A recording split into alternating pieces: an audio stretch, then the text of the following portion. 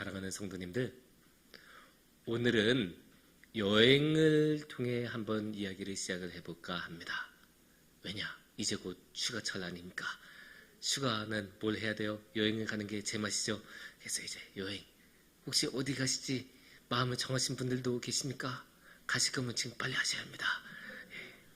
여행은 가면 재밌죠. 그리고 여기도 저기도 재밌게 갈 만한 곳이 많은데, 그 중에 저 멀리 유럽에 오스트리아라는 땅이 있어요. 그렇게 크지 않은 나라이지만 그래도 오스트리아에도 볼 게 아주 많습니다.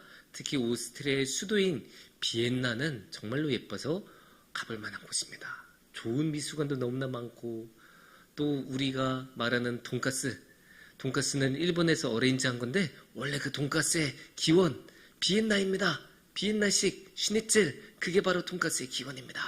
그래서 그 먹을 것도 그렇게 맛있고 할 게 참 많은 좋은 예쁜 도시입니다. 근데 이 예쁜 도시에 아주 중요한 건물이 하나가 있는데요. 첫 번째 그림을 보여주시겠습니까? 예. 이런 건물이 있어요. 딱 보자마자 교회라는 것을 아시겠죠? 십자가가 딱 저렇게 대문짝만하게 있으면 당연히 교회라는 것을 생각하시는데, 이게 어떤 건물인지 혹시 아시겠습니까? 당연히 모르시겠죠? 우리나라처럼 딱 앞에 성북중앙교회 붙어 있으면 알 텐데, 안타깝게도 이 교회는 이름이 안 붙어 있네요. 이 교회는 사실 정확하게 말하면 교회라기보다는 수도원 건물이에요. 수도원에 있는 교회, 수도원에 속해 있는 교회 건물이고, 그 수도원은 카푸친 수도원입니다. 이 카푸친 수도원은, 이 비엔나에 있는 카푸친 수도원은 특히 두 가지로 유명해요.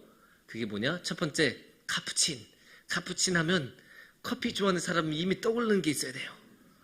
그렇죠. 카푸치노. 다음 사진을 보여주십시오. 예, 카푸치노의 이름이 실제로 이 카푸친 수도회에서 유래가 되었다고 해요. 이 카푸치노가 원래 이렇게 커피에 거품 이렇게 올라오는데, 카푸친 수도사 옆에 있는 이 머리하고 이 커피하고 뭔가 닮았죠? 아무리 봐도 닮았죠? 이게 진짜 이것 때문에 유래가 되는지 모르는데 여기서 유래했다는 일화가 있어요. 굉장히 설득력이 있지 않습니까? 예, 그런 만큼 이렇게 카푸치노가 여기서 유래됐다라고 할 만큼 굉장히 유명한 게 카푸친 수도회이고, 또 한 가지 유명한 이유가 있어요. 그거는 사진을 보여주시면 뭔가 으리으리하죠? 이게 그 카푸친 수도회 아까 그 교회 건물 안에 있는 거예요. 이게 뭘까요? 우리나라에는 이런 게 거의 없어요.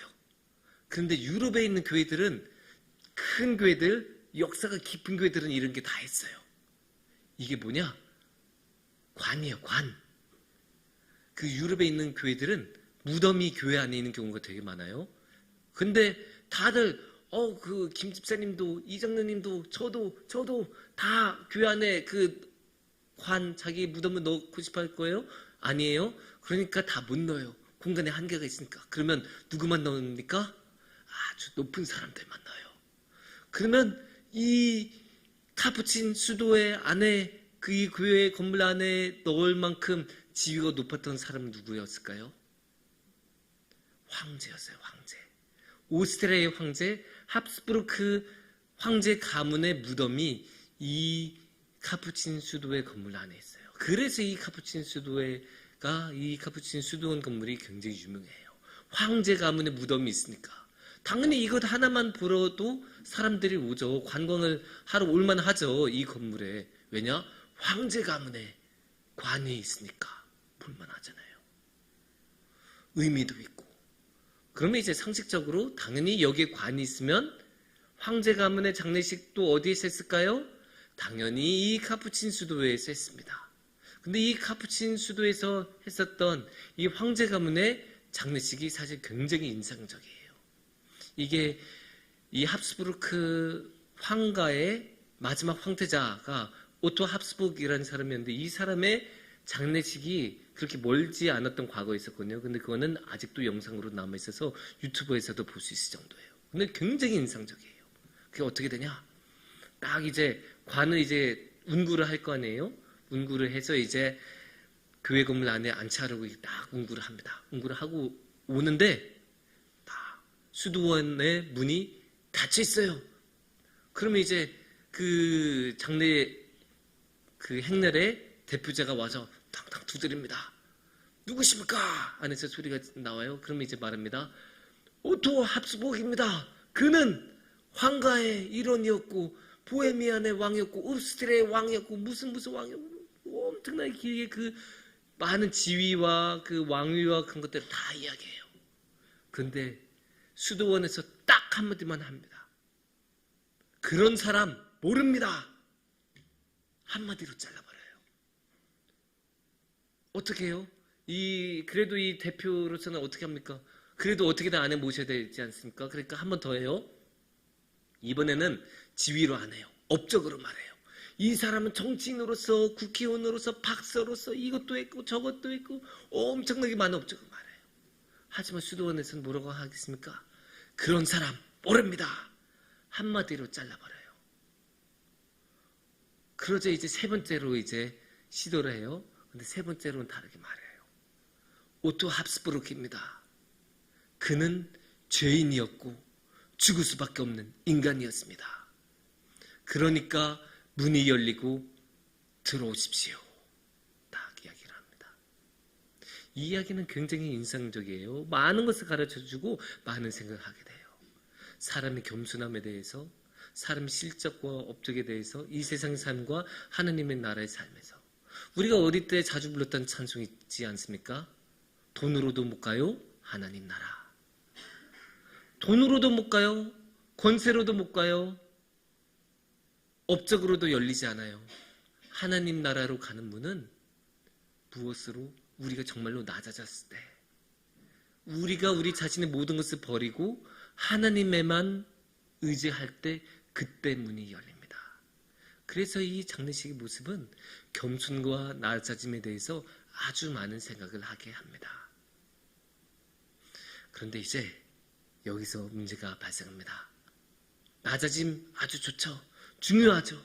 교회를 다닌 사람 치고 이 겸손이란 게 중요하지 않다는 것, 중요하다는 것 모르는 사람 누가 있어요? 다 아는 사실이죠.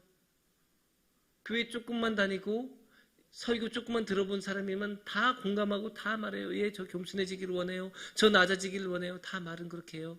하지만 실천하기가 너무 어려워요. 왜냐? 우리는 끊임없이 높아지고 싶으니까요. 오죽했으면 예수님이 누가복음 14장 8절에서 이렇게 말씀하십니다. 내가 누구에게나 혼인잔치에 청함을 받았을 때 뭐라고요? 높은 자리에 앉지 말라. 높은 자리에 앉지 말래요. 물론 이게 혼인잔치에만 해당되는 이야기가 아니죠. 우리는 그냥 높은 자리를 앉고 싶어 하는 거예요. 얼마나 오죽이나 이렇게 우리가 높은 자리를 좋아했으면 예수님이 이렇게 높은 자리에 앉지 말라고 하셨겠습니까? 예수님께서 괜히 그냥 뜬금없이 너 높은 자리에 앉지 마 이렇게 하셨겠어요? 아니에요. 우리는 틈만 나면 높은 자리에 가고 싶어요. 우리는 틈만 나면 출세하고 싶고 영달을 원하고 돈 많이 벌고 싶고 권세를 얻고 싶어요. 우리는 본성적으로 높은 자리를 원해요. 그런 사람들 성경에서 한두 명이 아니에요. 제 대표적인 사람, 제가 지난번에도 이야기했던 느부갓네살. 가장 높은 데 올라가서 이 도시, 이 나라 다 내가 만들었다. 그렇게 높은 자리로 가서 그렇게 말하는 순간 하나님이 치시잖아요. 또 사울 왕 어떻습니까? 하나님이 그 왕위를 주셨는데 그 왕위를 하나님 뜻에 맞게 하지 않아서 하나님이 다시 걷어가시라고 하시니까 그 왕위를 빼앗기지 않으라고, 그 높은 자리를 잃지 않으라고 얼마나 아둥바둥거려요. 얼마나 많은 악행을 저지르면서 그렇게 다윗을 오랫동안 괴롭히고 그렇게 많은 사람들을 죽이면서까지 그 높은 자리를 놓치지 않으려고 그렇게 붙잡고 있지 않습니까? 구약 성경에만 나타난 거 아니에요? 신약 성경에도 있어요. 제일 대표적인 사람들, 예수님의 제자들. 예수님의 제자들 뭐라고 해요? 예수님, 저희를 예수님의 좌편과 우편에 앉게 해주세요. 그게 무슨 말이에요? 사람이 얻을 수 있는 가장 높은 자리를 원하는 것 아니에요.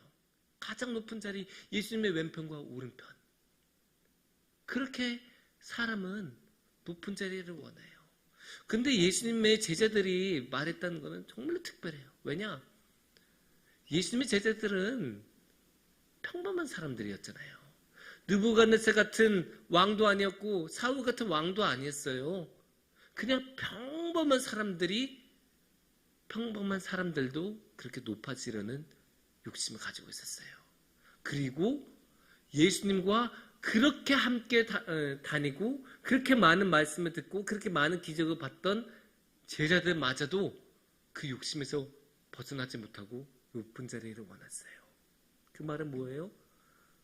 이 세상에 있는 누구나 그런 높은 자리를 욕심낼 수 있고 그 유혹에서 못 벗어나기가 쉽다. 그런 뜻이에요.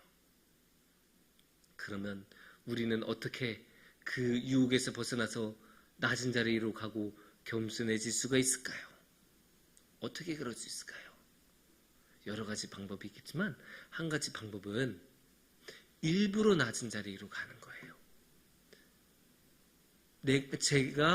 우리가 높은 자리에 못 가서 낮은 자리로 간 게 아니라 우리가 처음부터 높은 자리에 갈 수 있는데 일부러 낮은 자리에 가는 거예요.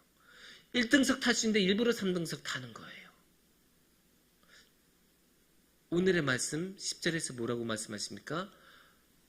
청함을 받았을 때 차라리 가서 어디로? 끝자리에 앉으라. 끝자리, 가장 안 좋은 자리, 화장실 바로 옆에 있는 자리, 어느 누구나 앉고 싶지 않는 자리, 그런 자리부터 앉으라고 예수님께서는 말씀하고 계세요. 충분히 더 좋은 자리에 앉을 수 있는데 처음부터 낮은 자리, 가장 안 좋은 자리, 일부러 낮은 자리로 골라서 앉으라. 그게 예수님의 말씀이십니다. 그 방법을 써보라는 거예요. 당연히. 왜냐? 낮은 자리에 앉다 보면 환경이 그렇게 조성이 되면 내가 낮은 자리라는 환경에 놓이면 당연히 우리의 마음도 따라서 같이 겸손해지기 마련이니까요. 너무나 당연한 거예요. 그런데 목사님, 실제로 1등석 티켓 가지고 있으면서 3등석 가는 사람 있어요? 물어보실 수 있을 거예요.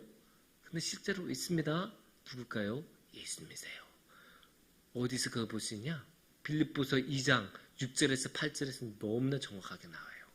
빌립보서 2장 6절을 보시면 그는 근본 하나님의 본짓이나 하나님과 동등됨을 취할 것으로 여기지 아니하시고 오히려 자기를 비워 종의 형체를 가지사 사람들과 함께 되셨고 사람의 모양으로 나타나사 자기를 낮추시고 죽기까지 복종하셨으니 곧 십자가에 죽으심이라. 예수님은 원래 뭐라고요? 예수님은 원래 하나님과 같은 본체셨는데 하나님하고 같은 수준으로 계실 수 있는 분이신데 하나님과 같은 수준이신 분이신데 뭐라고요? 동등됨을 취하지 않으셨다. 1등석이신데 1등석에 안 앉으셨다. 일부러 낮은 곳으로 앉으셨다. 근데 어떻게 해요? 어디까지? 죽기까지 낮아지셨고 십자가까지 낮아지신 거예요. 더 이상 낮아질 수 없는 자리까지, 그 끝자리까지 앉으신 분이 예수님이세요. 예수님께서는 어떻게 이렇게 겸손하고 어떻게 이렇게 낮아지실 수 있으셨을까요? 이유는 하나예요. 예수님은 욕심을 버리셨기 때문이에요. 7절에 정확하게 나옵니다. 오히려 자기를 비워 종의 형체를 가지사 사람들과 같이 되셨고 뭐라고요? 자기를 비워, 자신을 비워, 자신을 내세우지 않고 나 정도면 이 정도 앉으면 하지, 그렇게 하지 않고 아니 내가 하나님하고 같은 수준인데 내가 어제도 너네 서장하고 같이 밥 먹었어, 이렇게 내세울 수도 있는데 그런 거 일절 안 하고 다 버리고 자신을 비워서 자신의 욕심을 다 비워서 완전히 낮아지는 그런 모습을 예수님은 보여주신 거예요. 욕심이 비워지니까 자리가 생기잖아요. 그 자리에 뭘 채우셨을까요? 사랑을 채우셨어요. 욕심을 비우고 사랑으로 가득 차고, 그러니까 예수님은 낮아지셔서 우리 곁에 오시는데 어떤 어려움도 없던 거예요. 욕심이 없고 사랑만 남아있으니까, 우리를 향한 사랑만 있으니까 충분히 저 낮은 곳에 내가 사랑하는 사람들이 있구나, 그럼 내가 지금 가야겠다, 그렇게 결정하시는 거예요. 그리고 주저없이 내려가시는 거예요. 그런데 이제 낮아지는 것만큼이나 힘든 게 욕심을 버리는 거예요. 욕심을 버리기 어려우니까 그게 욕심이죠. 그리고 욕심이 없는 사람이란 없어요. 욕심은 현실의 인간은 그게 욕심이 본체라고 말할 정도로 욕심이 엄청 강해요. 그러면 이 욕심을 어떻게 벗어날 수 있을까요? 그것도 너무나 힘든 일이에요. 낮아지는 것만큼이나 힘든 게 욕심에서 벗어나는 거예요. 그러면 이런 방법을 한번 써보는 것도 좋아요. 욕심을 버리지 못하겠다면 행동부터 먼저 하는 거예요. 무슨 뜻일까요? 욕심은 사실 마음의 그거잖아요. 마음 안에서 욕심을 버리는 거잖아요. 근데 마음을 진짜로 예수님처럼 비우지를 못하다면 행동부터 먼저 비우는 것도 하나의 방법이에요. 그렇게 행동으로 먼저 비우다 보면 언젠가는 마음도 따라오게 되니까요. 따라오기 마련이에요. 언젠가는 계속 내가 의지적으로라도 먼저 자신을 비우는 행동을 한다면 언젠가는 마음도 같이 비워져요. 그래서 그 욕심에서 비워집니다. 그러면 우리가 행동으로 비우기 가장 좋은 게 뭐예요? 돈을 비우는 거예요. 정말로 어려운 일이에요. 왜냐? 우리는 너무나 돈을 사랑하고 우리는 너무나 돈이 중요한 자본주의 사회에서 살아가기 때문에 돈을 비우는 것만큼이나 어려운 것도 없어요. 하지만 돈을 비우는 것만큼이나 확실한 효과도 없어요. 그래서 성경에서 이렇게 돈을 비우는 걸로 가장 유명한 사람이 누굴까요? 과부 아닙니까? 마가복음 12장 42절의 과부를 한번 보시겠습니까? 한 가난한 과부는 와서 2렙돈 곧 한 고드란트를 넣는지라. 2렙돈이 얼마인지 정확하게 모르겠지만 오늘날의 사회적 맥락으로는 한 200원쯤 될 거예요. 그러면 옆에서 말할 수 있죠. 아이고 겨우 200원 헌금해서 뭘 합니까? 장난치는 것도 아니고 200원 가지고는 편의점 가서 뭐 하나 살 수도 없지 않습니까? 그렇게 말을 할 수도 있어요. 하지만 예수님은 이 과부를 보고 우리 모두 아는 것처럼 칭찬하셨어요. 왜? 자신이 가진 모든 것을 비워서 헌금했기 때문이에요. 많고 적음이 문제가 아니에요. 자신의 모든 것을 드렸다는 게 중요한 거예요. 모든 것. 내가 지금 가지고 있는 모든 것을 드리는 그런 모습들 성경에서 이렇게 나오잖아요. 아, 그 과부? 겨우 200원밖에 없어서 그렇게 할 수 있었던 것 아니에요? 하지만 성경에는 과부 말고도 그렇게 자신의 모든 것을 비운 사람들이 나타나요. 우리가 함께 사도행전 2장 44절을 보시면 믿는 사람이 다 함께 있어 모든 물건을 서로 동용하고, 이게 어떤 맥락이냐? 성령 강림절 직후에 일어났던 일이에요.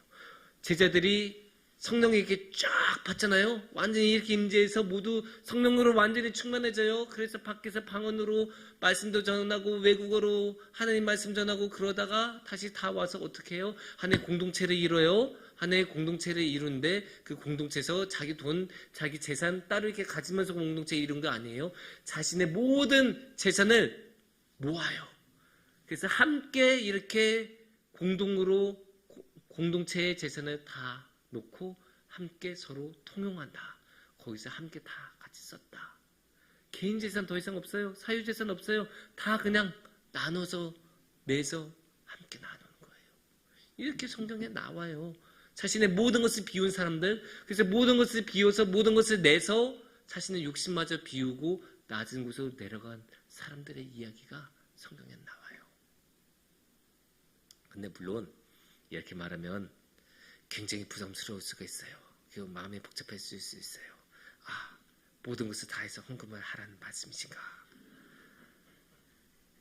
당연히 부담스럽죠. 갑자기 집사님 이제 내일 통장 가지고 오세요.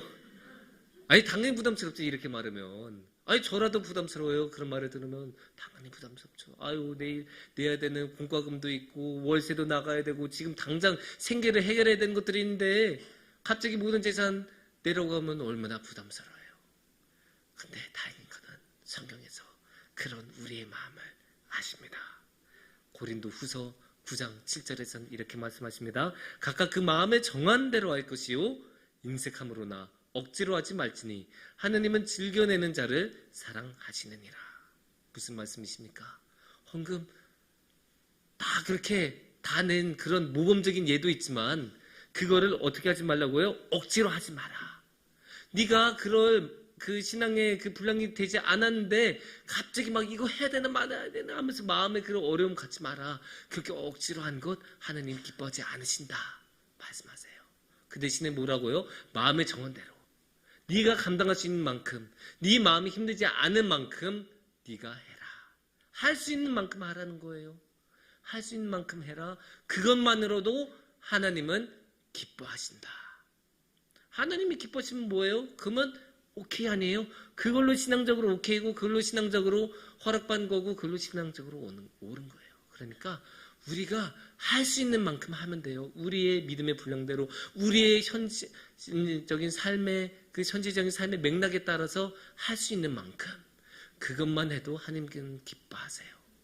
그래서 그렇게 우리가 할 수 있는 만큼 우리가 비워낸 만큼 우리의 욕심도 우리는 비워낼 수 있는 거고 그 욕심을 비워낸 만큼 우리는 낮아질 수 있는 거고 그 낮아진 만큼 우리는 하나님을 더 바라보고 하나님과 함께 할 수 있습니다. 사랑하는 성도님들, 이 세상은 욕심으로 가득 차 있습니다. 그런 세상에서 낮아지는 것은 정말 쉽지 않아요.